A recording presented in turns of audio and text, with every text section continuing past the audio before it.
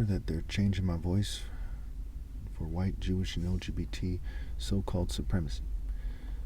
So this should be part 5. Now let's consider some scriptures that complement Exodus 15:3, which says the Lord is aware, the Lord is his name, and Exodus 3:14, where God says, I am who I am, and go tell the Israelites, I am has sent me to you, while God's Spirit is in Moses. So he's saying, you are the one God chose, you are the one with God's Spirit in reality. And obviously, if somebody isn't a great warrior, right, that's not going to have much of an effect, right? If Harry Potter walks up to you, or Donald Trump, or whatever, the Pope, and they say, I am who I am, if you have any sense, you won't be moved in the slightest. But if I walked up to you and said that, you'd have to be crazy to reject it.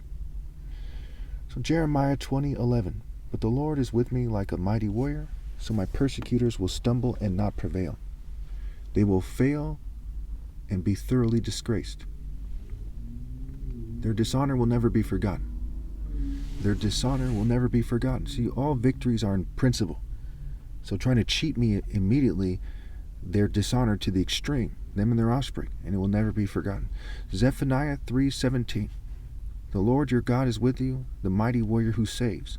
He will take great delight in you. In his love, he will no longer rebuke you, but will rejoice over you with singing. Now again, God saves souls, right? Did he save the flesh of John the Baptist, Stephen the martyr, Jesus, Isaiah? You name it, no. Psalm 24:8, who is the King of glory? The Lord strong and mighty, the Lord mighty in battle.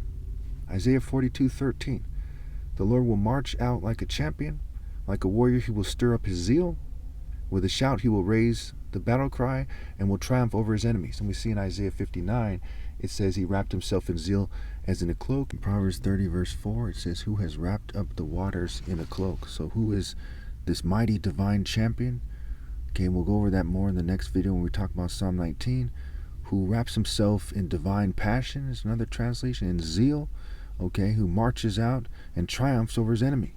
No one has ever triumphed over anybody as much as my top martial artist challenge has allowed me to triumph over the rest of the world, their ancestors, their offspring, you name it.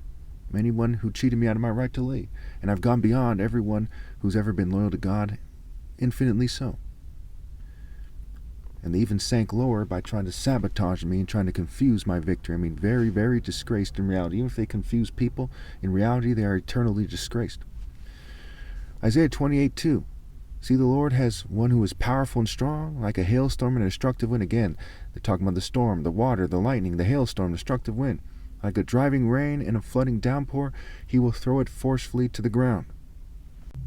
Okay, so one of the most important chapters in the Bible is Psalm 45. It's important to note that I'm not gay, okay? And you'll see why it's important to note that.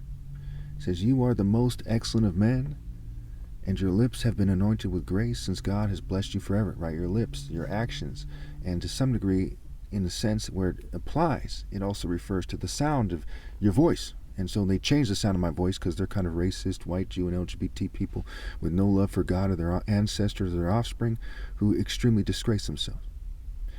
Gird your sword on your side, you mighty one. Clothe yourself with splendor and majesty. New Living Translation. Put on your sword, O mighty warrior. O mighty warrior. You are so glorious, so majestic. Now, if we go back to verse 2 and we look at the New Living Translation, I believe it is, it says, you are the most handsome of men. Hand of God. Handsome. Okay? Something, sum total. This is why they edit my looks, right? Satan in the Bible is said to try to confuse people about the image of God. It's the essence of my righteous and glorious top martial artist image. And we'll get to that when we talk about Psalm 19, how it connects to Isaiah 42:13, and how it connects to 1 Samuel 17 and Revelation 19 to definitively prove that I'm Christ.